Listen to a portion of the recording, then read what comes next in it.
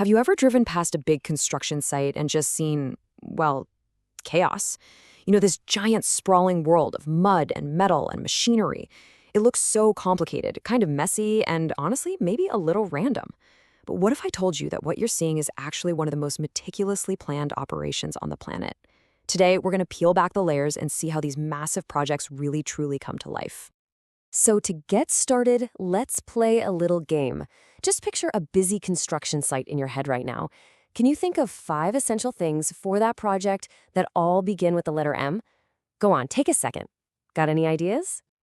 All right, if you guessed manpower, machines, and materials, you are absolutely on the right track. I mean, those are the big, visible things you can't miss. But there are 2 more that are just as critical. The method, that's the specific plan, the how-to for putting it all together, and of course, money. That's the fuel that makes this whole engine run. These 5 M's, they are the absolute heart of every single project out there. Okay, now here's where it gets really interesting.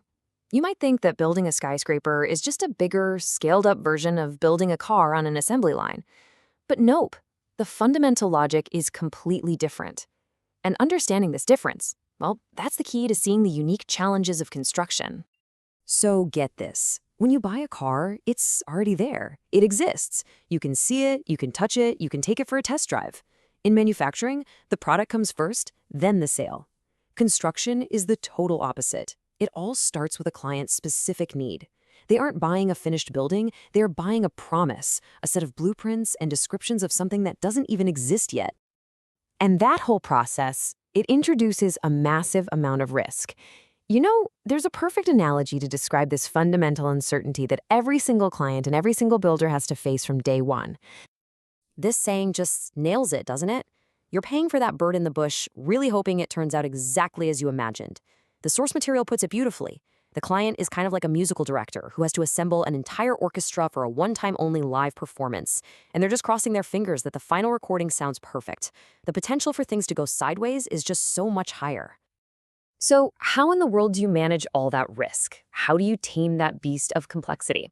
Well, you do it with a surprisingly simple but incredibly powerful tool.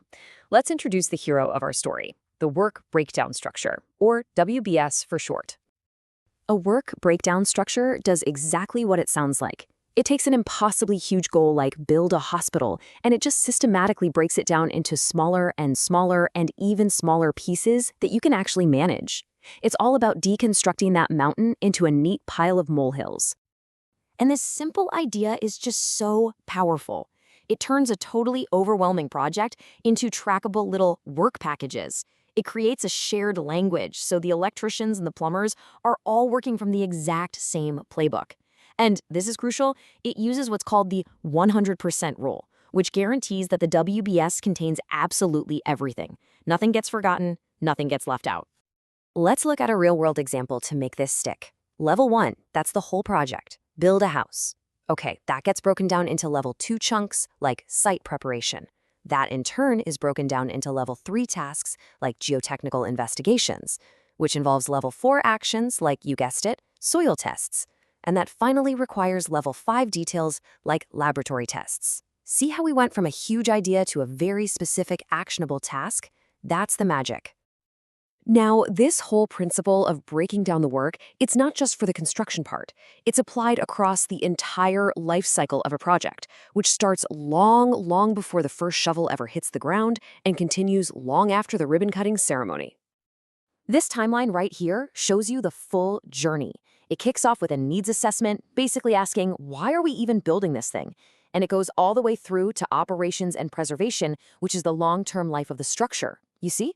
Construction is really just one big piece of a much, much larger puzzle. Everything starts right here in phase 1. Before you can even think about designing a highway, you have to use a ton of analysis and probability to predict population growth and future traffic flows. The answer to that question determines the entire scope of the project, like, how many lanes is this highway going to need? Now, let's jump ahead to the design phase. This is where those big ideas become real. Hard choices. Engineers have to weigh endless alternatives. Should the structure be steel or concrete? Should we use trusses or frames? Every single one of these is a critical decision point that shapes the final product. And this is so important to remember. The project doesn't just stop when the construction is finished. For decades to come, that highway needs to be operated, think traffic control systems, and preserved, with detailed maintenance schedules to make sure it stays safe and functional. In a way, the life of the building is just beginning. So, across all of these different phases, how do the people in charge, the engineers, the project managers, how do they actually make all these decisions? Well, they rely on a set of 5 core intellectual tasks that guide them through all that complexity. This whole massive process is really guided by a mental toolkit of just 5 core tasks: description, analysis, optimization, evaluation, and selection. Pretty much every major decision comes down to applying one or more of these. First up is description. Now, this goes way beyond just a simple blueprint. It forces the really tough questions, like how do we represent this system accurately, not just for today, but for its entire lifespan, 10, 20, even 50 years from now. Next is the constant tug-of-war of optimization. This is the core engineering puzzle right here. How do you squeeze every single drop of benefit, strength, efficiency, even beauty, out of a system while at the same time minimizing every single cost, both today and for decades to come? It's a huge balancing act. And then there's selection, where you finally have to make the call. With millions of dollars on the line, answering a seemingly simple question like, hey, where should we build the new shopping mall, involves weighing dozens of competing factors to find the single best path forward. And this whole selection process is getting way more complex. It used to be just about what was cheapest or fastest.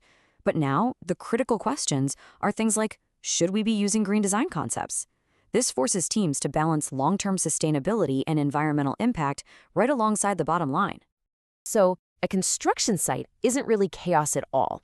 It's a symphony. It's the physical result of thousands of answered questions, a whole series of calculated decisions, and a system designed to manage incredible risk and complexity, all orchestrated to turn a simple promise into a concrete reality. So, I'll leave you with this final thought. The next time you see that crane on the skyline or drive past that sprawling site, don't just see the chaos. Instead, ask yourself, what critical question about description, optimization, or selection, what question do you think the people on that site had to answer today to make that whole thing happen?